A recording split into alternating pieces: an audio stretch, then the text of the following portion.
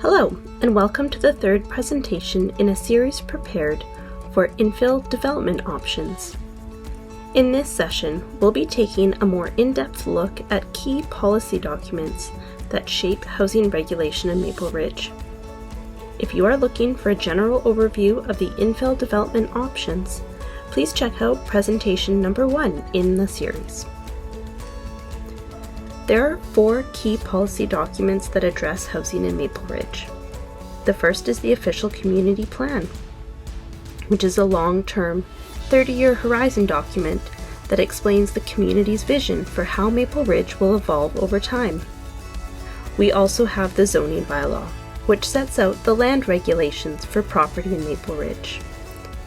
Next is the Housing Action Plan, in effect since 2014. Policies in this document provide the opportunity to enhance Official Community Plan policy direction for affordable, rental, and special needs housing. Lastly, we have the Housing Needs Report. The primary purpose of this assessment was to identify and describe the key needs and gaps in Maple Ridge's housing inventory to help inform future policy making with regard to local housing needs. This presentation will briefly touch on each of these documents and explain how they help shape infill development options. The Official Community Plan is a long-term, 30-year horizon document that explains the community's vision for how Maple Ridge will evolve over time. Chapter 3 of the Official Community Plan covers housing policies. Specific policies that relate to infill development on local roads are urban residential, neighborhood residential infill policies 3-18, 3-19, 3-20, and 3-21. The above policies provide clear guidance on neighborhood compatibility for infill development, including maintaining prevailing lot pattern and the location and orientation of vehicle access. The intent of neighborhood residential infill policy is to allow redevelopment to occur while maintaining the overall character of a single detached neighborhood. The Zoning Bylaw sets out the land use regulations for property in Maple Ridge. This bylaw includes the permitted land uses and building specifications for each zone. Permitted uses may include height, setbacks, and density, residential, commercial, industrial, and more specific uses, such as single detached residential or townhouse within each broader land use category.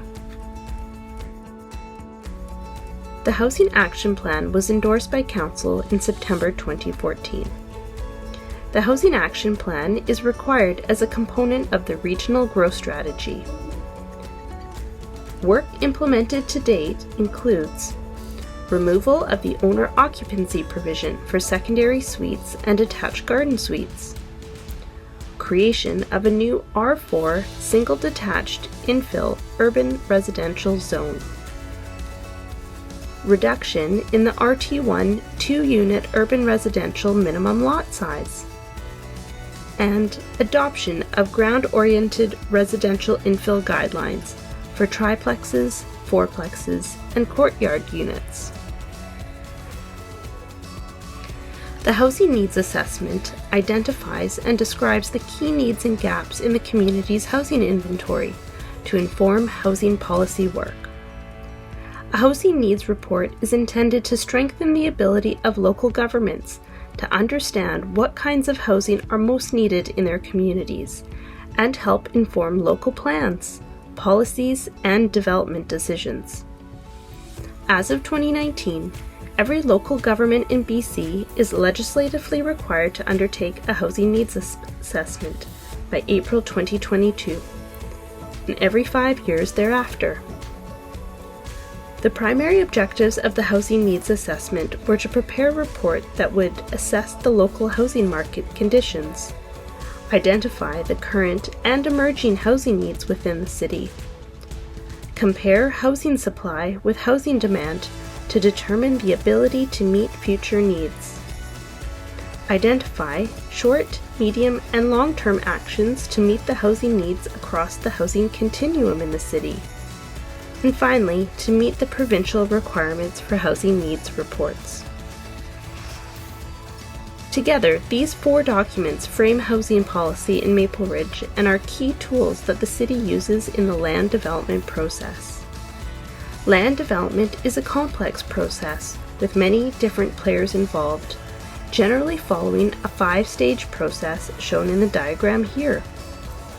To begin with, in Stage 1, the land development process is initiated by a property owner and their developer representative. The developer prepares a development proposal for the site in Stage 2. Next, City Hall staff review the development proposal to ensure fit with policies and bylaws in Stage 3. In Stage 4, land development decisions are made by elected officials based on staff recommendations and public feedback. If approved, the change may allow new construction or different uses, as illustrated in Stage 5. We're looking for your feedback on this work.